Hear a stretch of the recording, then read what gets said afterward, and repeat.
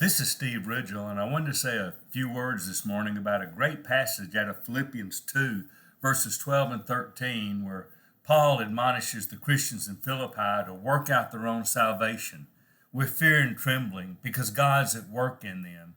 And so I think that's a passage that here's how I've typically heard that passage talked about. Let's read that. Work out your own salvation with fear and trembling. And what I've mostly heard is what it doesn't mean. It doesn't mean try to work your way to earn your salvation. And of course, that is right. We don't work to earn our salvation. But I don't think Paul wrote that so we'd understand what it didn't mean. I think he wrote it because he wanted to say something. And so I do think there's a sense in which we have to work out our salvation. And I haven't heard many people talk about that. So I'm going to tell you what we're finding with our Jesus journey kind of movement through Hillcrest and Abilene, and as that thing kind of spreads, people are coming to Jesus and they're having to figure out how to work out their salvation. Here's what we mean by that. Now they're a Christian and they have to figure out, well, how they deal with their addictions. How do you work out living as a saved person when you're an alcoholic or a sex addict or you're greedy or you have a horrible temper, all the kind of addictions that people fall into. And so you have to learn, how do I set boundaries and what's appropriate here and what can I not do and why should I not go there and what relationships do I need in my life. And those things are things you have to kind of work out with some guidance, some help, some prayer, scripture, and we help people kind of form, how do you live with your addictions as a Christian? Another thing that we find sometimes, work out your salvation. What do I do about ruined relationships? Either from my life before I was a Christian or when I was away from the Lord or when I didn't have my focus on the Lord and I've fractured relationships. We have people trying to figure out, I'm never going to be married to my wife again, but how do I honor her? And so we have people figure out, does that mean taking care of her yard? Does that mean supporting her in some way? What does that mean to work that out? We have a lot of people that worry about fractured relationships with their kids.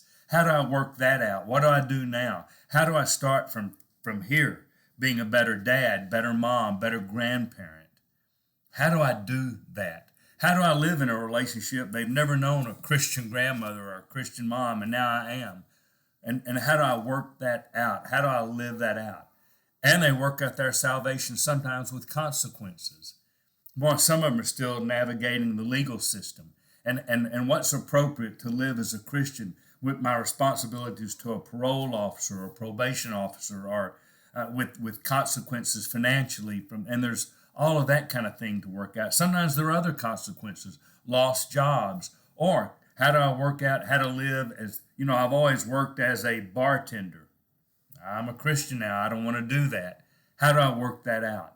There's so many things about that, and it's helpful for me as we work with a multitude of people like that, for me to process two things. One is I wish I'd worked out my salvation, figured that out younger. I mostly was taught what that means is you have to work for Jesus, but you don't do it to be saved. And so, but I think it was so much richer than both of those, though those both may be true. The other thing, it helps me still continue to figure out, I'm constantly trying to work out my salvation. How do I work out my salvation as a parent, grandparent then, and then evolve to that? My grandkids are about grown. How do I work out that? How do I live out my salvation with them? How do I be a dad when I'm, a third generation up? All those kind of things. How do you work that? How do you figure that out? How do you do that? And things are always changing in life, and so I'm continuing to figure out how I work out living for Jesus, because it's God's work in me. This is Steve Ridgell telling you, work it out. It's worth it.